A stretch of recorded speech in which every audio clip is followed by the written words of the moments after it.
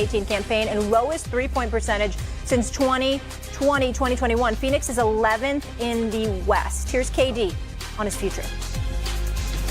I want my career to end on my terms. That's the only thing. Bingo. That's the only thing I'm worried about. I get why y'all want to trade me, and y'all looking at it just from simple fact that's just business. But from me looking at it, I'm just like, it just don't make sense for either side right now to go through that. You know what I'm saying? When we just play the season out, and if that's the decision you want to make, in the off season, then you figure it out. So big, yeah. It's just such a big change to make, and I've been through it before. I was like, damn, that's not really it. S.A., what's your visceral reaction to what you just heard? I understand where he's coming from, but I just think that, although I do understand it and we have to accept it, this is a future Hall of Famer, one of the greatest players in NBA history. A lot of times people are not taking into account that the expectations that come with greatness is a compliment to your greatness, not an insult to it. And when you think about Kevin Durant and what he's saying, you can't tell me that any basketball purist wants to hear what he said in that regard. You want to see and hear Kevin Durant talking about how he wants to chase a championship, how he's still starving to capture the trophy again. That's what you want to hear him saying, as opposed to where it's comfortable, how you don't want to move in midseason, how things can be a bit chaotic if you go from one location to another. Kevin Durant is one of those rare talents. It don't matter where he goes, he can fit in. I don't care what team in the NBA you pick.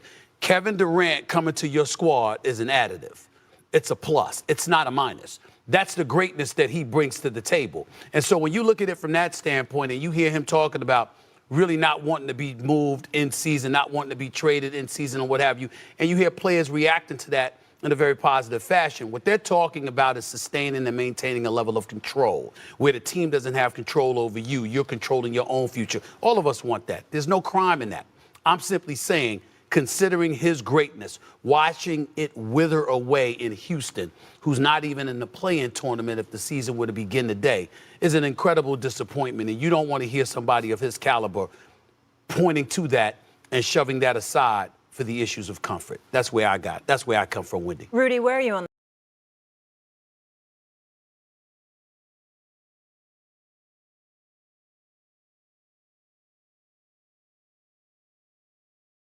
this? Obviously, what we saw was a candid conversation between, Sure. former teammates and all that stuff. So I think he was being very candid and about his feelings and all that stuff. But we are talking about Kevin Durant, the Hall of Famer, and also the 37-year-old Kevin Durant. Yeah. So any team that is going to make a decision to try to move him and take him on is going to have to give up a lot because of what he's done. Now, I personally don't see too many teams willing to do that, besides the teams that need to make that little push. Now, we talked about it earlier about which teams they were, but like you said, he is a Hall of Famer, first ballot, I believe. Easily. I know him personally. He's been one of the hardest people for me to ever guard. But I do also think that at this point, it's only a certain amount of teams that because of his age. Because of his age, and this is a young man's league now, and you got to move a lot of people for that guy, and you have to have a plan. Mm-hmm. Wendy? I don't 100% buy his reasoning that the reason he didn't want to go to Golden State was because they had to trade too much for him. I mean, that may be partially true. They were going to have to acquire Jimmy Butler and then move Jimmy Butler to Phoenix, so that was part of the move. Like, he's correct. And by the way, it kind of shows an awareness and a learning, because when he got traded to Phoenix, they had to trade a crazy amount for him. But I also think that he had his other reasons. But what I think is more interesting to me is that he's given the Suns a bit of a pass. As far as I know, the Suns were well into negotiations to trade him when he didn't know that. Now, when he found out about it, he stopped it, and the Warriors respected his decision. And I do think that's interesting. But this is at least the second time he could have gone after the Suns for the going about it without letting him know. And instead, he's been chill about it.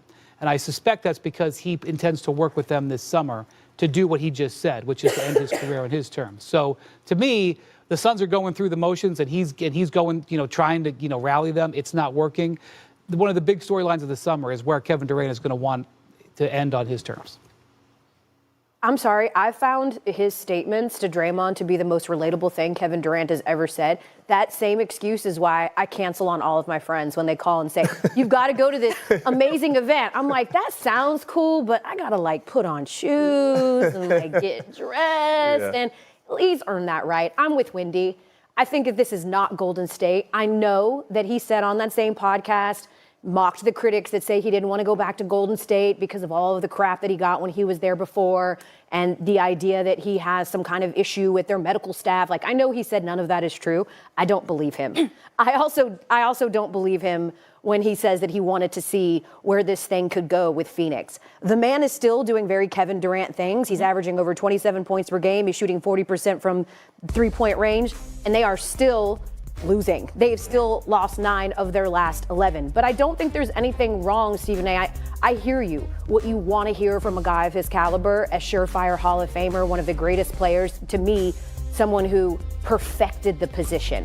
You want to hear him say that he is in pursuit of a championship everywhere he goes, but I don't think there's anything wrong with him admitting at this point and stage in my career, I've done this a couple of times, mid-season trades, and I wasn't with it. And I think he's showing a huge amount of professionalism by saying, you want to trade me in the offseason, I understand. This is not working. Clearly it's not working.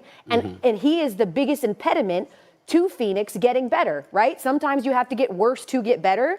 Bradley Beal, his contract is untradeable and Devin Booker's off limits. But I think he's showing a lot of professionalism, recognizing that this is headed towards a divorce. It's just a divorce that he was hoping would happen in the offseason so it wouldn't be as disorienting. I don't think there's anything wrong with that.